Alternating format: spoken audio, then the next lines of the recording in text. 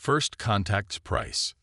The Vexeri Empire had ruled the galaxy for 10,000 years, their dominance unchallenged and absolute.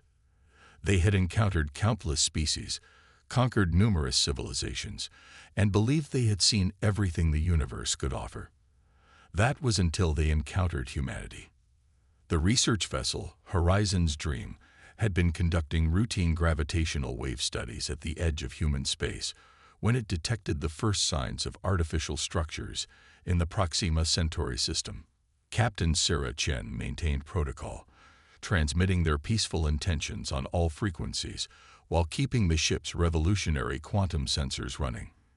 These sensors, humanity's closely guarded secret, had already mapped most of the local cluster without anyone knowing. The Vexeri response came swiftly and without warning. 3 crystalline ships, their hulls gleaming with an otherworldly purple sheen, emerged from what appeared to be tears in space itself. They didn't attempt communication. They didn't issue warnings. The Horizon's Dream and its crew of 32 were simply erased from existence, reduced to their component atoms by weapons humanity had never encountered before. But the Vexeri had made a crucial mistake. The quantum sensors had transmitted everything, every detail of the attack, every signature of their advanced technology, back to Earth through channels the Empire didn't even know existed. The response from Earth's United Council was unanimous. Humanity would not bow, would not surrender, and most importantly, would not reveal their true capabilities. Not yet. Admiral James Rodriguez stood before the emergency session of Earth's United Council, his dark eyes reflecting the holographic display of the Horizon's Dream's final moments. "They believe they've encountered another primitive species," he said, his voice steady despite the anger burning in his chest. "Let them think that. Let them believe we're just another civilization to be conquered or destroyed." The council chamber fell silent as Rodriguez outlined his proposal. It was audacious, required absolute secrecy, and would test humanity's patience and resolve like never before. But they had advantages the Vexeri couldn't imagine. While the Empire had grown complacent with their ancient technologies, humanity had taken a different path. Earth's scientists had cracked the code of quantum manipulation decades ago, developing technologies that operated on principles the Vexeri had never considered. Their ships didn't tear through space. They'd folded it. Their weapons didn't destroy matter. They revised its fundamental properties. Their defenses didn't deflect energy. They redirected it through quantum channels to power their own systems. "We will mourn our dead," Rodriguez concluded, "but we will do so quietly. Let the Vexeri think they've cowed us into submission. Let them think we're cowering in our system, afraid to venture out again. Meanwhile, we prepare. We build. We plan. And when we're ready, we'll show them exactly what humanity is capable of." The Council's vote was unanimous.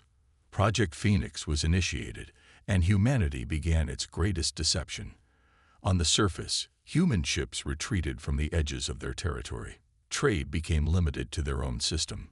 To any outside observer, it appeared that humanity had learned its lesson and accepted its place in the galaxy. But deep within the asteroid belts of Sol, hidden in pocket dimensions that the Vexeri sensors couldn't detect, humanity's true fleet was taking shape. Each ship was a masterpiece of quantum engineering, incorporating everything they'd learned from the Horizon's Dream's final transmission. The Vexeri's weapons had revealed weaknesses in their own understanding of physics, weaknesses that humanity's scientists were already learning to exploit. As the first year drew to a close, the Empire's observers reported what they expected to see: a chastened species, focusing inward, showing appropriate fear of their superiors. The Vexeri Emperor himself dismissed humanity as another primitive race, properly taught their place in the universe. If only they knew that every transmission they sent was being captured, analyzed, and used to further humanity's understanding of their technology. If only they realized that their victory celebration had provided crucial details about their fleet movements and command structure. If only they understood that their complete dismissal of humanity's potential would prove to be their ultimate undoing. In the darkness between worlds, Humanity's first true warships were reaching completion. They bore names that reflected their creator's determination: Phoenix, Nemesis, Reckoning. Each one represented a quantum leap beyond anything the Vexeri had ever encountered. And they were just the beginning. The price of first contact had been 32 lives. The price of the Empire's arrogance would be far, far higher. The Silent Years. The decade following the destruction of the Horizon's dream came to be known as the Silent Years, though they were anything but quiet for humanity. While the Vexeri Empire's observation posts recorded only routine traffic between Earth and its colonies, the greatest engineering and military project in human history was unfolding in complete secrecy. Deep within Jupiter's atmosphere, quantum fold generators created stable pockets of spacetime where entire shipyards operated unseen. The massive gas giant's radiation helped mask the energy signatures of humanity's true activities. Here, the first of the Phoenix-class vessels took shape, each one incorporating technologies that would have seemed like magic to humanity's ancestors. Dr. Maya Patel stood in the observation deck of the Jupiter Command Station, watching as the latest quantum fold drive was installed in the battleship Redemption. "We've managed to increase efficiency by another 12%, she reported to the assembled admirals. "The Vexeri won't just be surprised by our existence, they won't even understand how our ships are moving." The quantum fold drive was humanity's greatest achievement. Unlike the Vexeri's crude method of tearing through space, the drive created controlled quantum entanglement between 2 points, allowing ships to effectively exist in both places simultaneously before resolving to their destination. It was elegant, nearly instantaneous, and completely undetectable by conventional sensors. But the ships themselves were only part of the preparation. Throughout the Silent Years, quantum sensor arrays hidden in simple-looking communication satellites mapped every Vexeri movement, every ship deployment, every supply line. The Empire's overconfidence meant they never bothered to encrypt their routine communications, providing humanity with a complete picture of their military doctrine and capabilities. Colonel Sarah Chen's younger sister, Dr. Lisa Chen, led the team analyzing Vexeri psychology and culture from their transmissions. "They're absolutely convinced of their superiority," she explained during a high-level briefing. "Every species they've encountered has either been pre-industrial or only capable of basic spaceflight. They've never faced an adversary who could match their technology, let alone surpass it." This understanding shaped humanity's strategy. They wouldn't just strike at the Empire's military targets, they would shatter their entire worldview. Every aspect of the coming operation was designed to maximize not just physical damage, but psychological impact as well. In the 8th year of silence, humanity achieved another breakthrough. Dr. Marcus Wong's team developed what they called quantum ghost protocols, technology that could make ships appear to be in one location while they were actually somewhere else entirely. When combined with the fold drives, it would allow human fleets to seem to be everywhere and nowhere at once.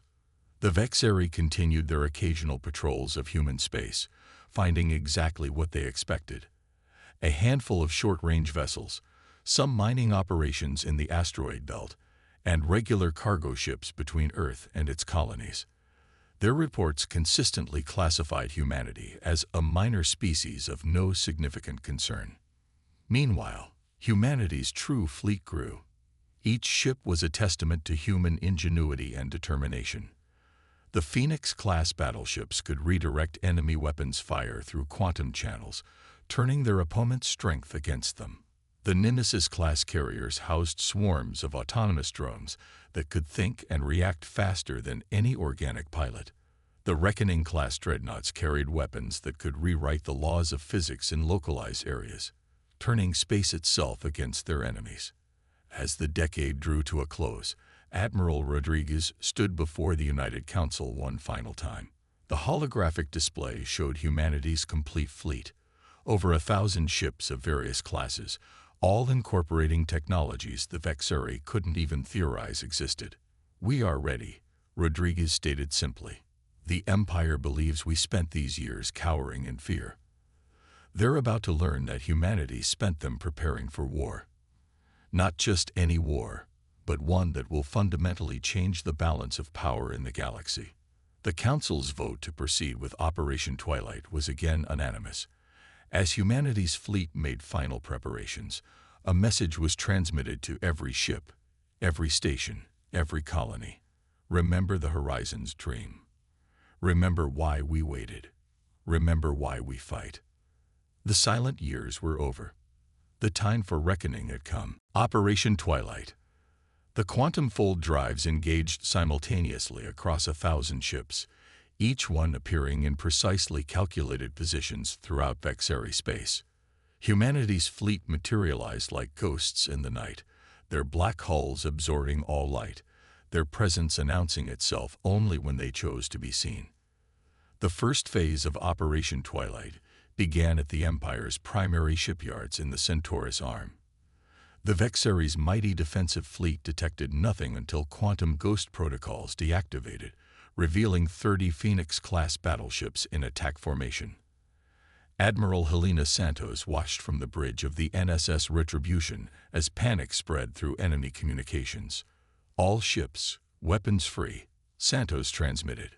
Show them what humanity has learned in the silence. The Vexeri responded with their traditional opening move, a massive energy barrage designed to overwhelm any known shielding system. But humanity's ships didn't use shields. The quantum redirect systems absorbed every joule of energy, channeling it through higher dimensional space before releasing it back at the enemy fleet with devastating precision. Simultaneously, across 12 other critical systems, similar scenes played out. Humanity's forces struck with synchronized precision at logistics centers, command nodes, and military academies.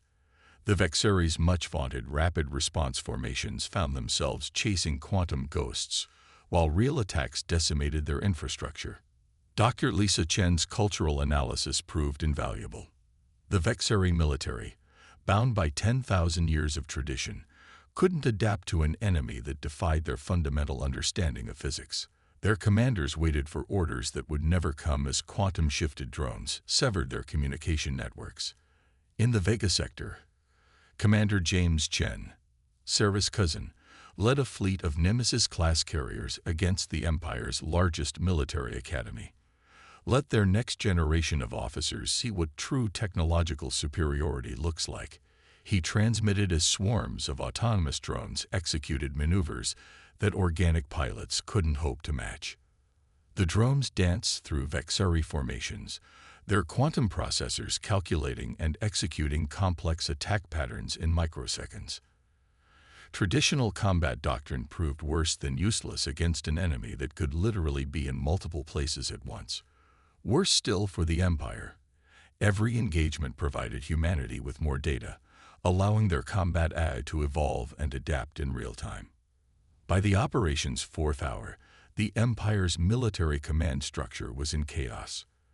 Reports flooded in from across their territory, human ships appearing and disappearing at will, weapons that ignored their strongest defenses, and enemies that seemed to know their tactics before they executed them.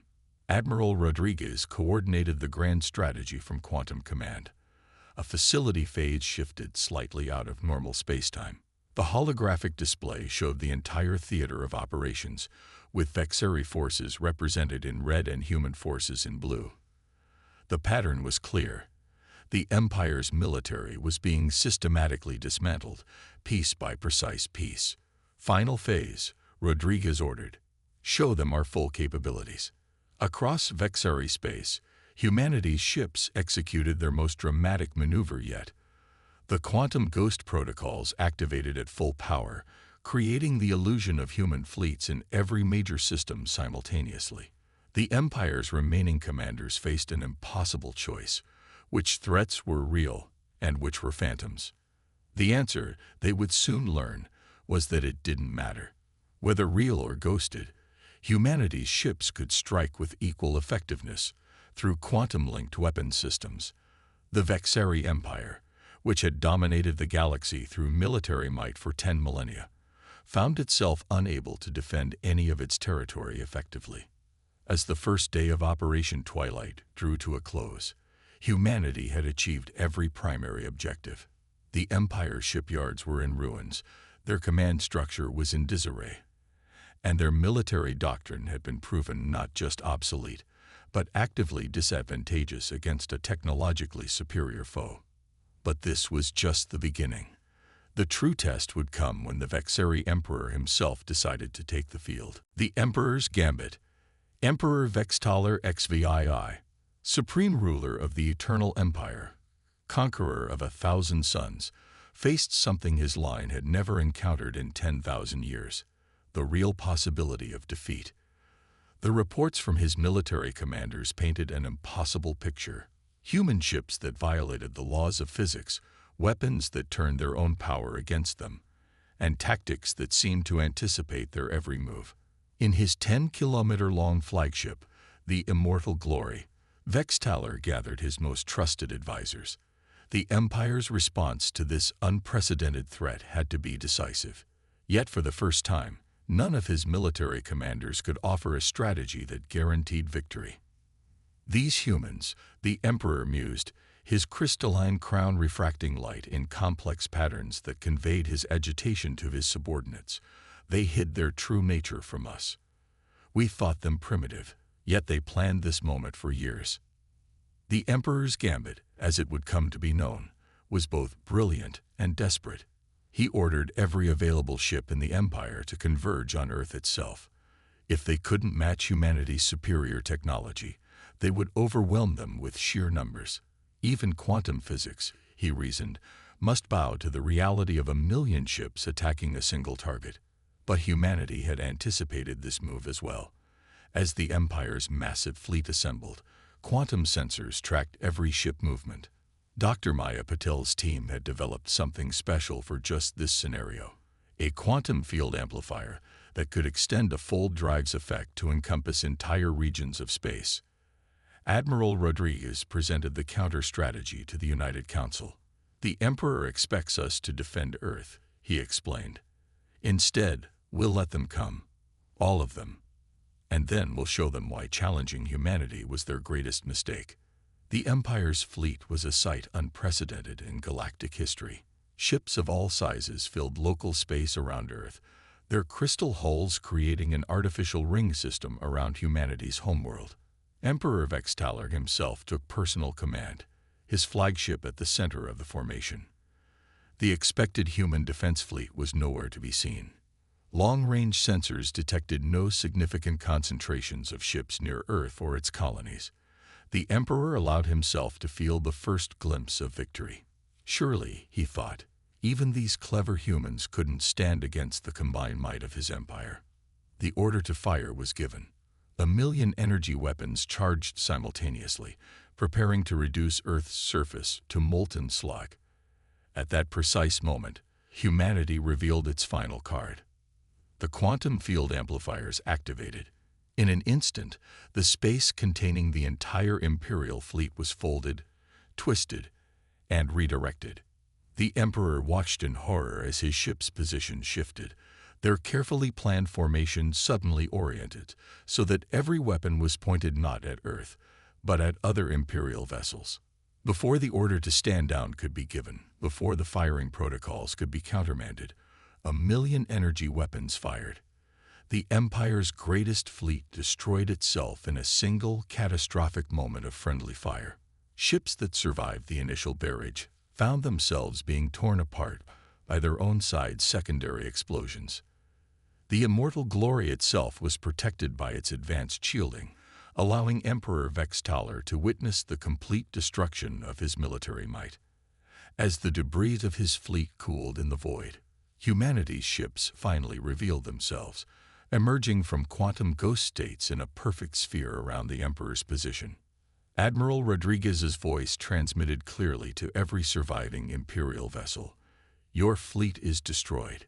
Your military bases are in ruins. Your empire stands on the brink of collapse. However, unlike you, we do not seek to destroy civilizations. The choice now is yours, Emperor Vextaler. Surrender, and help us build something better, or continue this fight and face complete defeat. The Emperor of the Eternal Empire, supreme ruler of 1,000 suns, conqueror of countless worlds, faced the most difficult decision of his 10,000-year dynasty. And for the first time in imperial history, a Vextaler chose wisdom over pride. Dawn of a new era. The surrender of Emperor Vextaler marked not just the end of a war, but the beginning of a fundamental transformation in galactic society. Humanity, having demonstrated both their technological superiority and their capacity for mercy, took on the responsibility of helping to build a new galactic order. Dr. Lisa Chen's understanding of Vexari psychology proved crucial in the peace negotiations. They respect strength, she advised the United Council, but they also value honor. By offering them a path to redemption rather than demanding unconditional surrender, we give them the opportunity to maintain their dignity while accepting the new reality. The terms of peace were revolutionary. The Vexari Empire would be transformed into a commonwealth, with member worlds given autonomy and representation in a new galactic assembly. Humanity would share some of their technological advances, carefully selected to prevent military misuse, to improve quality of life across former imperial space. Admiral Rodriguez, now serving as humanity's first representative to the Galactic Assembly, worked closely with former imperial officials to smooth the transition. "We're not here to dominate," he explained in his opening address. "We're here to elevate. The galaxy is vast enough for all of us to thrive together." The quantum fold technology, modified for civilian use, revolutionized galactic commerce and communication. Worlds that had been months apart by traditional faster-than-light travel were suddenly accessible in moments. Cultural exchange flourished as barriers of distance disappeared. Emperor Vextaler, choosing to serve as first speaker of the Commonwealth, found a new purpose in helping to guide his people toward a more cooperative future. The crystal crown he had worn as emperor was ceremonially reformed into a series of smaller crystals, distributed among the representatives of the Galactic Assembly as symbols of their shared commitment to peace. On the 10th anniversary of the peace accords, a new memorial was unveiled in orbit around Earth. The preserved hull section of the Horizon's Dream floated in a quantum stasis field, surrounded by an eternal flame that burned in vacuum through carefully controlled physics manipulation. The names of its 32 crew members were inscribed in both human and Vexari script, a reminder of how a tragedy had ultimately led to transformation. Dr. Maya Patel continued to push the boundaries of quantum physics, leading joint human-Vexari research teams in exploring the fundamental nature of reality. The combination of human theoretical innovation and Vexari engineering expertise led to breakthroughs that neither civilization could have achieved alone. The silent years were now taught in schools across the galaxy as a lesson in both the danger of arrogance and the power of patience and preparation. Young Vexari learned to admire humanity not just for their victory in war, but for their wisdom in peace. As human and Vexari ships worked together to explore the unknown regions of the galaxy, they carried with them the most important lesson of the war. True strength lies not in the ability to dominate others, but in the wisdom to know when to show restraint and the courage to offer second chances. The galaxy entered a new golden age, one built not on conquest and subjugation, but on cooperation and mutual respect. And at its heart was the species that had changed everything. Humanity, who had proven that the greatest power lies not in weapons or technology, but in the ability to imagine and work toward a better future for all. The end.